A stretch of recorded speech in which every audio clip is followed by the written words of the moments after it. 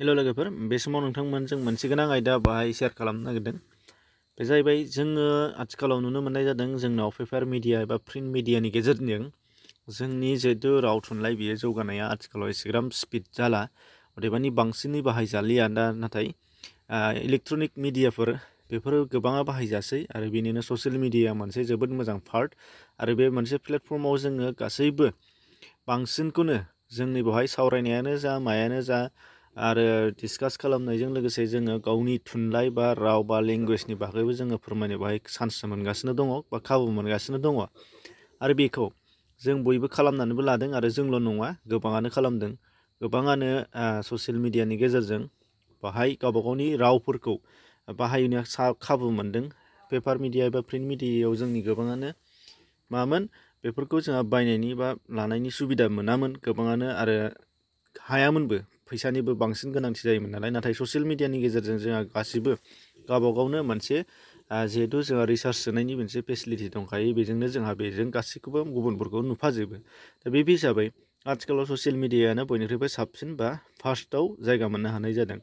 दा बे बेलायाव गुबुन गुबुन गिदिरमा दैदेनगिरिफोर, गुबुन गुबुन हारिनि गुबुन गुबुन रावारिफोरनि माने माखासे वेब पेजफोर बा फोसाव बिजों बा निउस मिडिया, बेजों लोगोसे गोबां दैदेनगिरिफ्रानो गोबां पार्सनेलिटिफ्रानो मा खालामगासिनो दङ, गावबा गाव लेंगुवेजखौ डेभेलप खालामगासिनो दङ आरो गोबां मुलुगनि गेजेराव बेखौ दिन्थिगासिनो दङ। थिग बिदिनो जोंनि बर'आवबो गोबाङा दिन्थिनो लागासिनो दङ, गोबां दैदेनगिरिफ्रानो बाहायगासिनो दङ। नाथाय मोनसे बाथ्राया बेसो, जोङो माखासे मानि सुबुंफोरखौ जों फल' खालामनानै नोंथांमोना नायनो हागोन। आं बाहाय नोंथांमोननो स्क्रिनशट हिसाबै एग्जाम्पल मोनफा मोननै होगोन लादों।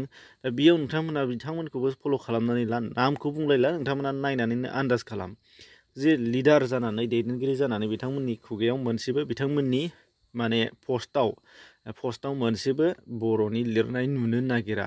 मेक्सिमाम माने गुबुन इंलिस, माब्लाबा एसामिस, माब्लाबा गुबुन गुबुन, बेयाव नोंथांमोनहा फल' खालाम।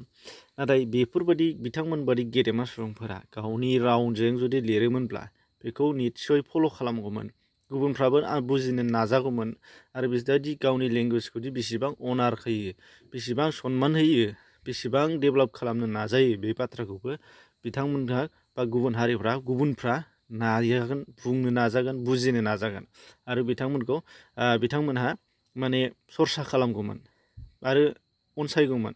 आरो बेल' नङा, दा बे हिसाबै बिथांमोनहा जुदि बेबायदि बाहायालासे थायोबा बिथांमोनाथ' नेग्लेक्ट खालामखाबाय आरो बियो मोनसे मा खालामबावबाय, जों सरासनस्रा मानसिफोरखौबो बाहायनायनिफ्राय माने बाहायनो गोसो जायि खालामबाय आरो। नाथाय लिडारानो बाहायजोबोबा जों सरासनस्रा मानसिफ्रालाय मानो बाहाया जानो? दा बे मोनसे खोथा। बेखायनो नुदों गोबांफोरबो बुंबोबाय ससियेल मिडियानि गेजेरजों। ससियेल मिडियायाव गोबां जोंनि दैदेनगिरिफ्रा बेबायदि पस्ट होयो आरो गोबां टेक्स्ट लिरो, बेफोर गासैबो माने बर'नि नङा। नाथाय इभेन जोङो मा नुनो मोननाय जादों, माखासे जोंनि बर' हालामनि दैदेनगिरिफोर जाय बिथांमोना बर'आनो नंबावा, दा बिथांमोनासो गावसिनि पस्टफोराव इंलिस अपसन बर' अपसन एसामिस बेबायदि लिरनाय नुदों। दा जिखिजाया माने पलिटिसियानो जाया मानो, मायानो जायखियानो जाया मानो, जायखिजाया प्लेटफर्मनि मानसियानो जाया मानो, लिडारानो जाया मानो, बिथांमोना अनार होदोंथ', रेसपेक्ट खालामदोंथ' बर'नि लेंगुवेजखौ, बर' रावखौ बिथांमोना बाहायदोंथ'।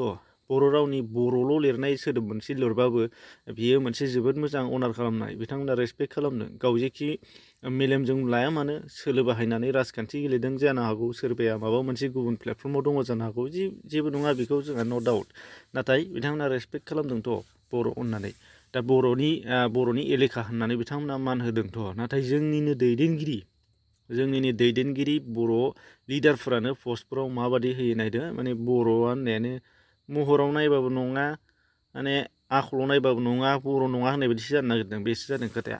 माने खोनाबा लाजिनांगोन, रागा जोंगोन, जोंफोरखौसो रागा जोंगोन। दा बेफोर आरो दा नोंथांमोनाबो साननानै नाय। दा बेखिनि इभेन जोंना CMआबो लिरबाय थाबावोसो, फ्राय बर'नि माबा मोनसे गोनां मेटार मोनोबा बर'नि पस्ट होबावो सोर? CMआसो, बिथां हेमन्त बिश्व शर्मायासो। आरो बेल' नंबावा, गुबुनफोराबो होबावो। नाथाय जोंनि लिडारफ्रासो माखासे मानिया होयो। माखासेखौथ' बुंनांला, माखासेया मोजाङैनो लिरो दासिमबो। बर' जेरै बिस्वजित दैमारि सार, आं सासे खेबसे नोंथांमोननि सिगाङाव बुंगोन, बिथाङा जेखि जाया मानो बिथाङा बर'नि पस्ट मोजां, बर'नि रावनि सायाव अनार एबा रेसपेक्ट खालामगासिनो दङ। नाथाय गुबुनफोरखौ आङो साफा सानै नुबावगोन, बेनिफ्राय बाखिखौ नुनो थाङा। दा बे हिसाबै नोंथांमोनखौबो खावलायनाय जादों। आरो बेल' नङा, थुनलाइजों सोमोन्दो गोनां गोबाङानो लिराबो, बिथांमोनाबो बाहायबावा। बे मोनसे लास्टआव बेखौ बुंबाय। दा बेखायनो जोङो खावलायदों, जायफोरा बिथांमोनजों सोमोन्दो दं एसे बुं, थुनज्लायनानै हो। जोंनि बुंनायफोरखौथ' बबेयाव खोनासंनो, बे मोनसे बाथ्रा, रावबो खोनासङा। नों आंजोंसो जोङो खोनासंलायनाय जायो, जेरै नोंथां खोनासंदों, आं खोनासंदों। नाथाय बिथांमोन गेदेमाफोरबो दं, जायफ्रा थाफायो बिथांमोना जाहाथे बुङो, थुयो, जाहाथे मान सनमान खालामहोयो। दा बेखौसो आङो खावलायहरदों आरो। एसेनोसै, गोजोन्थों।